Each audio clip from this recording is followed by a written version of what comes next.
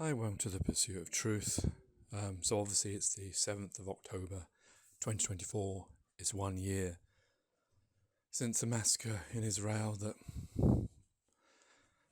was the modern catalyst, I suppose that's the way to put it, of the Middle East conflict that's going on now, war, whatever you want to call it. And that's spiralling into different things to do with Lebanon and Iran. I've been watching the news this morning and in the afternoon, and they're covering different aspects. They're covering the October 7 massacre, talking to relatives, talking to people who were kidnapped, people who survived, and also talking about the attacks that are going on in Gaza at the same time as the memorials going on, and obviously in Lebanon as well, and also talking about what Israel's response will be to those 180 odd rockets that were sent a few days ago, which I expect will be coming very soon. Benjamin Netanyahu today has lit a candle, and he said that the war will end when the goals are achieved. So he's very defiant in that matter. And so what I was thinking, how am I going to address this? Because I can see the news is sort of coming from different angles, and depending on what side you fall upon. Because if you're in Iran, you will see it one way. If you're in Israel, you'll see it one way. If you're in the West, you will see it one way. If you're, in the West and you'll say non-Muslim, you will see it one way. If you're Muslim and in the West, you will see it another way. There's different angles for this to be seen of the same thing. And of course, that's where the problem comes along and where it all cooks up and arguments and all that kind of stuff takes place, because we've all been brought up a different way, and we've all been brought up to see things differently. Who's our friends and who's not our friends, that type of thing. And obviously history plays a part as well, because if you're in the West, you can see this and you can pretend that you're objective, but not see the real struggles that both Israelis and Palestinians and Middle Eastern people are going through all these conflicts. And I'm talking about obviously the peace-loving individuals, the majority of humanity that are the same, because we all are intrinsically the same. I'm not talking about terrorists or people who are interested in, war and stuff like that. So I thought the best way to look at this, because once you go down one angle, it's then, then you're only seeing it from one side. And so to look at it from the best point of view is to look as if you're God, as if you're an alien, whichever, and that you're looking down upon the earth, and you're seeing this as sets of humans that have been divided and believe in one thing, and another set that believe in another thing. And then what you're really seeing is just humanity, like a game of Sim City or Sim Earth. And you're seeing humanity, one set of humanity doing some things to another one, and another one doing another. It's both happening from both sides. It's sections of humanity, historically you can see obviously the Israel-Palestine issue since, the end of the Second World War, or you could see it before that. You could see that before, obviously, Adolf Hitler and the Nazi Party and the SS's attempt to exterminate the Jewish population. You could see it as that, or you could go back even further. Obviously, the Jewish population has had issues, Egypt and all sorts of, historically issues and anti-Semitism, when it comes to the, different periods of time. That's quite a long history of anti-Semitism that has unfortunately occurred. And not to say that there aren't other, things as well, just to acknowledge them if anyone's listening. Yes, I'm not saying that's the only. There's lots of humanity and groups of people that have suffered throughout time. Unfortunately, the common denominator between all of this is it's all been humanity. Humanity doing against humanity. And I can't imagine if God does exist, and he is the father, the Abrahamic father of Judaism, Christianity and Islam, what he must think of the people that are propagating this, whether it's from a side of those, and I'm looking at this from my angle of not the system that we're born in, because if we were in the system we're born in, we've given justification for murder, justification for killing one another. And yeah, I get, because obviously I'm programmed as everyone else, that sometimes there is a reason. I don't want terrorists to go around and be, to just be able to flourish and go around killing people. Likewise, I also don't want people, not being able to share the place that we found ourselves upon. But unfortunately, that's what we live within. But from God's point of view, you must be looking down thinking, I've given them everything. I've given them everything. I've given them each other. I've given them brains. I've given them capacity. I've given them freedom. I've given them a whole place that lasts for a long time. I've given them all the food they could ever possibly need. I've given them all the resources so they can make all their technology and all their things so they can live all perfectly. I've given them everything. And look at them squabbling with each other over what? Over the land that I gave them, all of them, to live upon, as in my image. How we must think, that they've used my words, and some of them have made up my words, and some of them have twisted my words to be able to justify what they're doing. If, of course, anything that was written down is from him.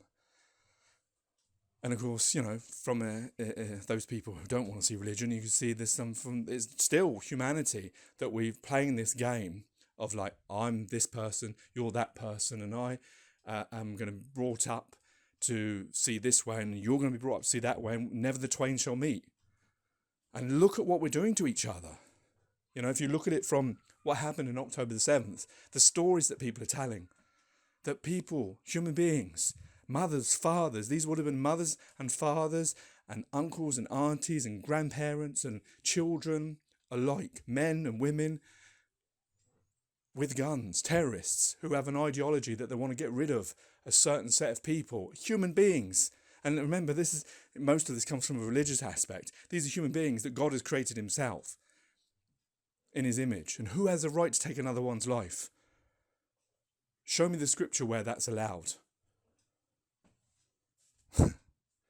And they're coming with their guns and raping people, killing people, setting fire to houses where there's women and children inside them.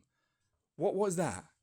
And then you've got from the other aspect on the 8th of October, where you've got, the indiscriminate bombing of churches and hospitals and mosques, with the sort of understanding that, well, it's not against international law because we're warning them and because because terrorists are using them as shields. It's them that are doing it, trying to put the blame on. But if we know what they're doing and then we do it, we are not responsible. I don't see that either. If you're going to blow things up, you're going to kill non-combatants, innocent people. 42,000 people have died in Gaza in a year. 42,000 people have lost their lives. Over what? Over land and control of land. Because unfortunately, that's what we've been brainwashed to believe that's what we're here for working and all that stuff, rather than enjoying the existence we've been given. 42,000 in Palestine. Yes, and maybe some of them are so-called, quote, bad people or terrorists. But how many of them are innocent people? There is a vast majority that are. This war is not the historical wars where it's, a soldier wearing a uniform and making sure that, so-called, as the Americans like to say, collateral damage is very low. Most wars, obviously there's always going to be an element of it, but this is, I think there's more people that are innocent dying than the actual a judged terrorist. I don't think there's 42,000 terrorists, are there? And then there's Lebanon, 2,000 so far. All the displaced people. You see pictures now of Gaza. It's like, who's going to repay for that? It was already a poor place. It's now, who's going to pay for all that? How are those people going to live for a generation? What is that going to do to people in mindset? And I'm not just trying to aim on one side, because I'm seeing it from humanity. There's obviously, this has affected Israel. Those children of Israel on October the 7th who saw what happened to their family members, or saw on TV to people, of their same ilk who are brought up having to go into shelters all the time because Hezbollah, Hamas, Lebanon, Iran, these countries are allowing terrorists to flourish within them rather than getting rid of them. Like I heard one Lebanese, I think it was an ambassador, he wouldn't sort of denounce what was going on in Lebanon.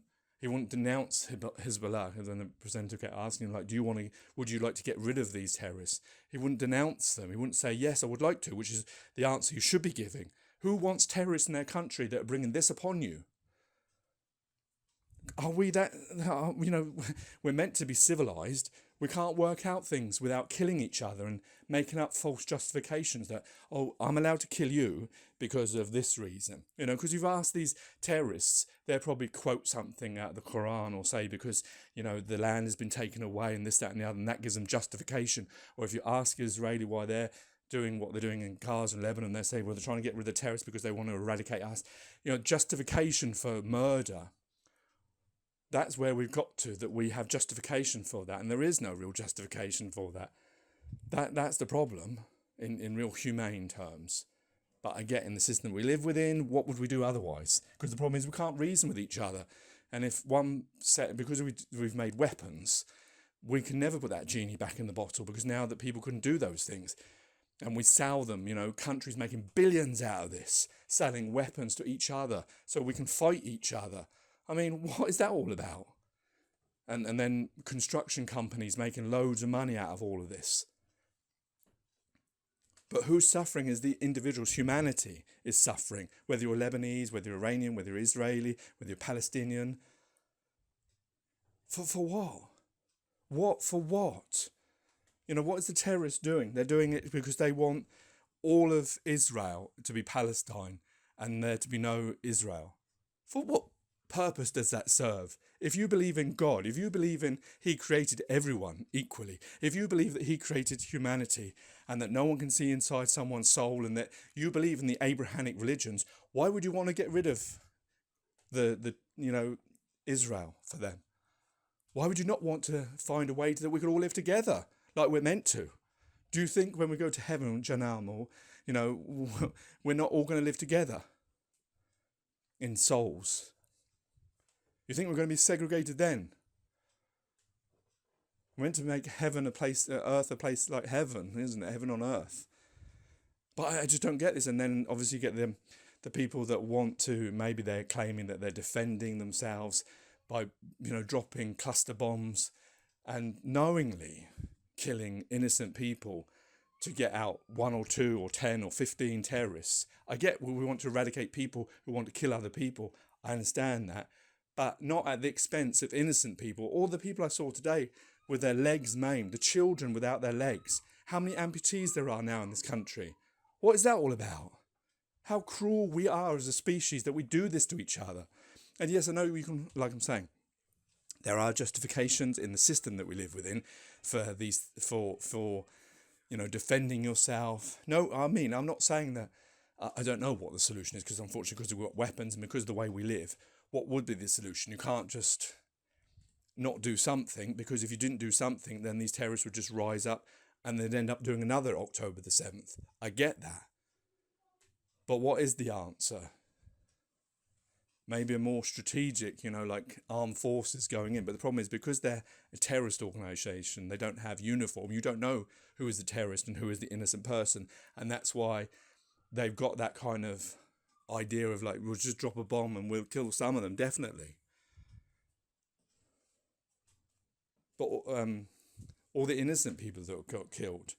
And the thing is, like, the children. I know there was a documentary about this. Imagine the children of Israel, the children of Palestine, the children of Lebanon, the children of Iran, our futures. Do we want this to keep going on, where we kill each other for whatever reason, whether there is justification or not? A way where we can live together with each other on the same piece of land that no one can take with them, that we all have to live together with, that's been given to us all equally. Those children from all those different places who have got nothing to do with this are seeing all this, and from their different views, what must they think of the adults who, those that wear balaclavas and took up guns and set fire to houses with people inside them, or raped people, or shot them, or kidnapped them and held them for a year? What must they think? And those people that just drop bombs when you're inside a school or a mosque or a hospital, or you're just in your family home. And yeah, there may be some terrorists that are underneath the ground that you don't know about, or next door neighbours who are your terrorists, and you've got nothing you can do about it, because if you say something, you end up getting killed. And every country that you live within, we don't get to control our leaders, we just get to vote them. And whatever infrastructure, all the governments and all that stuff, we get to choose two people. Some people don't even get that choice, and they have to live with that. and they have to live with the poverty that's been inherited. They have to live in a broken world where some of us get to lavish in luxury. What do the children of all these places, of everywhere in the world, when they see us, those adults who are incapable of creating security and love and harmony for the generations to come, and keep breeding it on, this hate rather than love? As the Ahmadi Muslims say, like, love for all, hatred for none. Where is that? Imagine what these children think. And these children that live in these places, and they cry themselves to sleep, or because they've got no legs, or because their parents have been kidnapped and they're waiting for them to come home, hoping that this time they will get to see them at some, religious ceremony or whatever, or hoping that, that they're, or going to their grave to see their, because they're dead now, they've been taken away from them when they were a child, or their mother has been raped and lives with that trauma. And this conflict of war, of having to hide in shelters and not be able to live your life. You live in a place which looks like it's just, fallen down, like a natural disaster has taken place on it, and there's no infrastructure for you, and you're starving, and diseases are rampant, and people are dying unnecessarily of things. What must the children, and if we do have a creator, think of us all?